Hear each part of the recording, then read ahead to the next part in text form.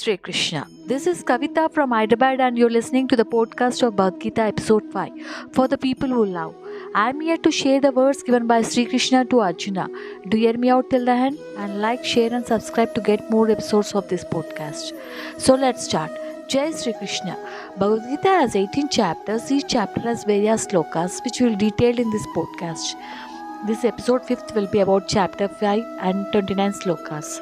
In this chapter, Arjuna asks Sri Krishna whether the path of renunciation or the path of action is better for him. Sri Krishna replies that both paths are good, but the path of Karma Yoga is more direct. The path of renunciation and the path of action both lead to the selfish practice deeply. Jai Sri Krishna. Srimad Bhagavad Gita Atha Panchamodhyaya Karma Sannyasa Yoga. 5th chapter, 1st sloka. Arjuna Uvacha. O Krishna, you suggested renunciation of action first.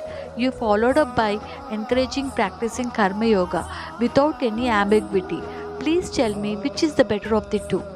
5th chapter, 2nd sloka. Sri Bhagavan Uvacha. Both paths I suggested lead to the supreme goal, but the path of Karma Yoga or action without attachment to results is better than renunciation of action to acquire knowledge.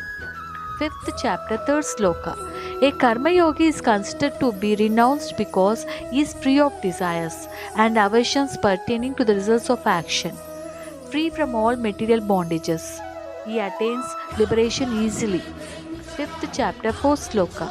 It is ignorance to believe Karma Yoga to be different from Sankhya Yoga or contemplation. The wise know that they are not different from each other, leading to the same destination. 5th chapter, 5th sloka. Only a person with clarity of vision understands this. Karma Yoga and work in renunciation are one and the same, yielding the same results with the same destination. 5th chapter, 6th sloka.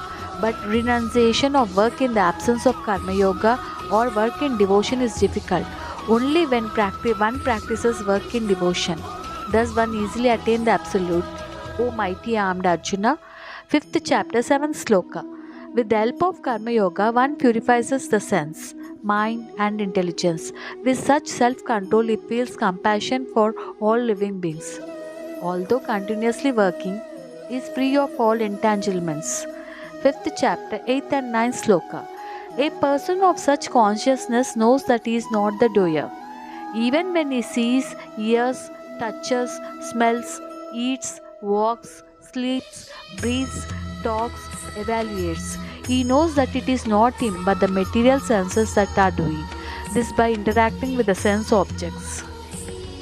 5th chapter, 10th sloka. He is free from sinful reactions of work if he dedicates his work to the Supreme God and works without any attachments. Just like a lotus leaf that is untouched by water even when surrounded by it. 5th chapter, 11th sloka. A Karma Yogi still acts using his body, mind and intelligence only to get purified, although he has no attachment to his work. 5th chapter, 12th sloka. A Karma Yogi who has dedicated his work to God and renounced the results of his actions gains peace, whereas those who work without dedicating their acts of God, motivated by their own desires, get entangled. 5th chapter, 13th sloka. With this kind of detachment, the embodied soul lives happily in the city of 9 gates, neither being the doer nor the cause. 5th chapter, 14th sloka. It is actually the modes of material nature, not the soul, that creates the urge to act or the resultant fruits of those actions. 5th chapter, 15th sloka. It is not God who is responsible for pious or wicked deeds. It is the responsibility of the living being who is conditioned by material nature and covered by ignorance. 5th chapter, 16th sloka. When ignorance is destroyed by true knowledge, God is revealed, just as the sun girdles visibility in the daytime. 5th chapter, 17th sloka. Absorbed in God with faith and intelligence, fixed in God with sins destroyed by knowledge, he takes the path of liberation where there is no rebirth. 5th chapter, 18th sloka. A Brahman, a cow, a dog, and a dog eater are all the same for a man in knowledge. 5th chapter, 19th sloka. This vision of equality and impartiality helps conquer the cycle of birth and death by sharing the qualities of God. Men in knowledge are in a transcendental situation themselves. 5th chapter, 20th sloka. Being transcendental and fixed in God, they are free of delusions and unaffected by pleasures or pain. 5th chapter, 21st sloka.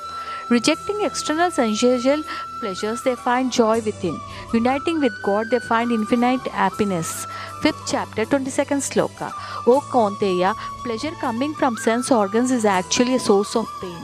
The wise do not care for them because such pleasures have a beginning and end soon. 5th chapter, 23rd sloka. Only by tolerating the agitations arising from desires and anger can one become happy. He alone is a yogi. 5th chapter, 24th sloka. A yogi is happy within himself. He sees God within himself. He is flooded with self-enlightenment. He attains liberation from material existence and unites with God. 5th chapter, 25th sloka. He is free from sins. He has no doubts. He is self-controlled and engaged in welfare of others. He is liberated and attains God.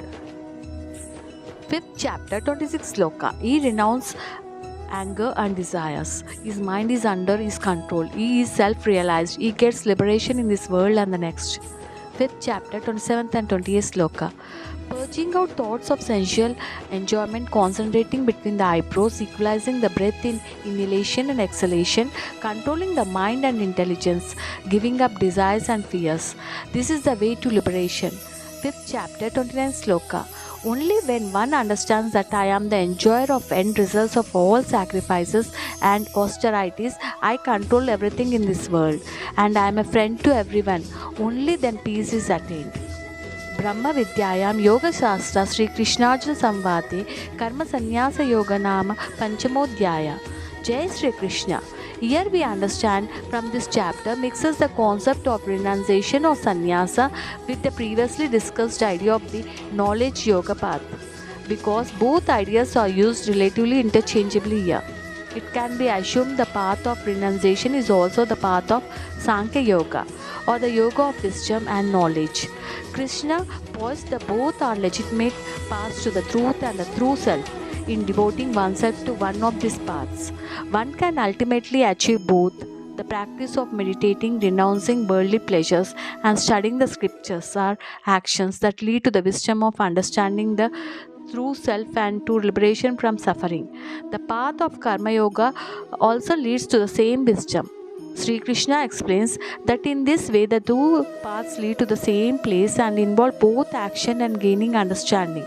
The difference is that some people are led by the circumstance of birth to seek the self primarily through renunciation or knowledge, and some, like Arjuna, are meant to seek it through the yoga of action. Jai Sri Krishna. Please like, share and subscribe the channel. सत्य, क्रोध ना करना, त्याग, मन की शांति, निंदा ना करना, दया भाव, सुख के प्रति आकर्षित ना होना, बिना कारण कोई कार्य ना करना, तेज, क्षमा, धैर्य, शरीर की शुद्धता, धर्म का द्रोह ना करना तथा अहंकार ना करना, इतने गुणों को सत्व गुणी संपत्ति या दैवी संपत्ति कहा जाता है। इसी से मनुष्य परमात्मा की अर्थात मेरी भक्ति कर पाता है, जीवन के कर्तव्यों का वहन करता है, धर्म की स्थापना करता है और कर्म के फल की आशा का त्याग करके जीता है। उसे मैं निस्संदेह इस जन्म में संतोष देता और मृत्यु के पश्चात अपने ही अंतर में स्थान देता हूं।